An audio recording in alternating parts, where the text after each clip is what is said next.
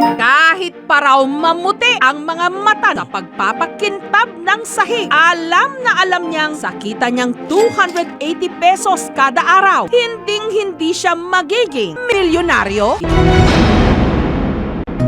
11 anyos pa lang daw si Leo, nagbabanat na siya ng buto. Sa sobrang hirap ng buhay namin noon, malayo kami sa Kabiasnan. Tapos magsasaka lang ang tatay ko. Kaya po sa murang edad, talagang naranasan ko magtanim. Sobrang hirap kasi. Minsan, papasok ako sa school na walang baon. Tapos naglalakad lang ako para lang makapasok sa paaralan namin. Hanggang iwan daw sila ng kanyang ama na merong ibang kinasama. Lagi niyang sinasaktan yung mama ko. Tapos lumayas kami na wala kaming dalang pera. Kahit pamasahe, wala kami. Naranasan ko po na yung patapon na pagkain na galing sa basurahan. Yun na lang po ang kinakain ko para lang mabuhay. Kaya ang ina ni Leo na masukang kasambahay at mag-isang itinaguyod ang 4 niyang mga anak. Ang hirap ng pakiramdam na ang lapit-lapit lang ng Maynila sa probinsya. Pero feeling ko ang layo niya. Kasi sa tuwing may question sa school, hindi man lang niya ako napupuntahan. Naiinggit na lang po ako sa mga kaklase ko kapag yung mga magulang nila nakakapunta sa event ng school namin. Tapos inisip ko na lang po na magsikap para makatapos po ako sa pag-aaral. Kasi yun lang po ang alam ko na paraan para po matulungan yung mama ko. Para masuklian ang paghihirap ng ina, sinikap ni Leo na makatapos. Yung pangkain namin sa araw-araw, hirap na kami nun. Tapos gugustuhin mo pa bang mag-aral? Dahil sa sobrang mahal ng tuition fee. Pero dahil hindi raw sapat ang kita ng ina, sa edad na 16, naglaban na rin si Leo sa pinapasukan ng kanyang ina. Ang kanyang sweldo doon, 3,000 pesos kada buwan. Nung naglaba po ako ng damit ng amo ko, sinasabi ko na lang po sa sarili ko na ang ganda namang mga damit na to. Sana balang araw, makabili din ako ng ganitong klaseng damit. Kasi syempre, pangarap ko din na magkaroon ng ganong kagandang damit. Kaya lang, siyempre, sobrang liit ng sweldo ko nun. Yung sweldo ko nun, talagang pangkain lang. Pero si Leo, madalas daw kagalitan dahil napaghahalo niya ang mga dekolor sa puti. Ang masakit pa po nun, kapag nagkakamali ako, na ako po lagi ng mama ko, yung mga pagkakamali ko. Sabi ko, ganito na lang ba talagang buhay ko? Magiging katulong na lang ba ako habang buhay?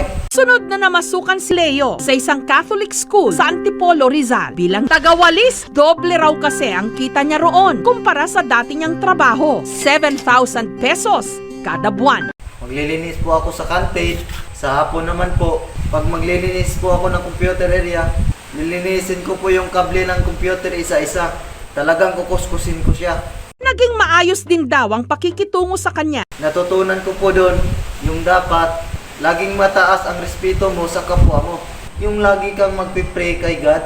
Kasi kumbaga, lahat walang imposible, di ba? Pero hindi pa rin daw naging madali ang lahat. Siyempre, mga estudyante yan eh. Di ba, nagwawalis ka, tapos dadaan sa harap mo. Siyempre, madudumayan ulit.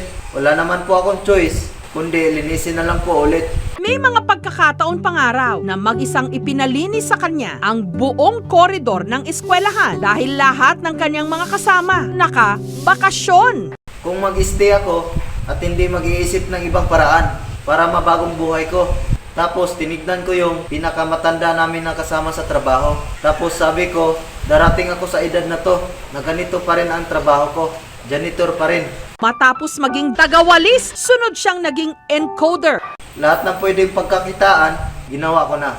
Titinda ako ng tsinelas, kakanin, lutong ulam, basta lahat ng pwedeng ibinta sa opisina, binibinta ko. Ang masama pa rito, nasisante siya. Kasi po, yung mga panahon na yon, nagkaroon po ng evaluation. Kasi lagi akong late, kasi rumarakit pa ako eh. Taong 2014, nagsimula siyang magbenta ng mga produkto. Nag-start po ako, tapos yung first 3 months ko po, halos wala po akong kinikita nung time na yon. Siyempre po, parang pinag-aaralan ko pa lang po yung negosyo. Pinalago ko siya, pagkatapos ng 3 months na yon, nagugulat na lang po ako. Kumikita po ako ng 20,000 kada buwan. Ang una niyang binili, mga damit. Bumili ako ng damit, sapatos, kasi pangarap ko po talaga yon. Nung naging kasambahay ako, sobrang saya po sa pakiramdam ko na nabibili ko na po lahat ng gusto ko. 10 months na po ako noon. Halos kumikita na po ako noon, kada buwan ng 50,000 pataas. Kaya po, sobrang nagulat po ako. Kasi sabi ko talaga, pag pinagsikapan mong isang bagay, makukuha mo rin yung ginhawa para sa'yo.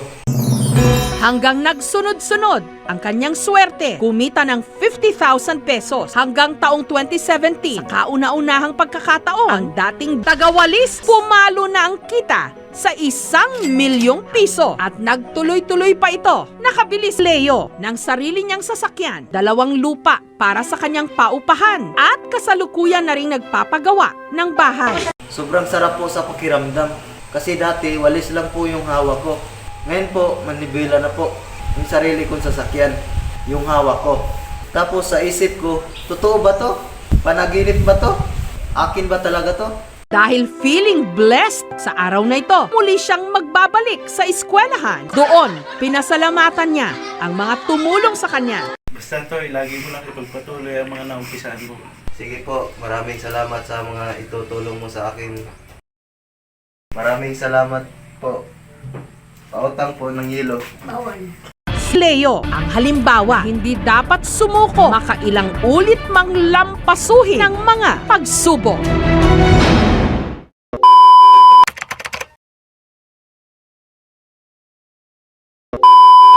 Kay paring Wawot, tsaka kay paring Maverick. Rah! Shoutout kay paring Boyong sa may-ari ng school, Ninong Dario. Tsaka sa bahay ko sa Amerika. I love you very much. I love you, I love you. Yo, shoutout nga pala sa lola kong mayaman at madaming pera at ang dami pong pera. Shoutout nga pala sa dada ko at nono ko at kay Liam at kay Boss Noles, kay Boss Renan na boss.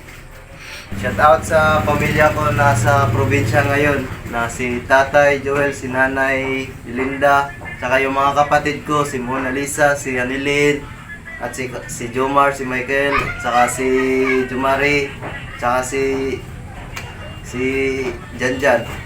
At shout out din sa mga kamag-anak ko nasa Cebu ngayon, na si Nobert, si Julius, saka si tiyuhin ko na si Bando, saka si tiyuhin ko na si Carlito. At shout out din kay Boss Marsing na may-ari dito sa Talungan sa Corba. At shout out sa lahat ng nagsuporta sa aming YouTube channel. At na palagi kayong manonood sa aming YouTube channel. At sana i-click nyo lang ang subscribe at mag-share at mag-like. Maraming salamat po.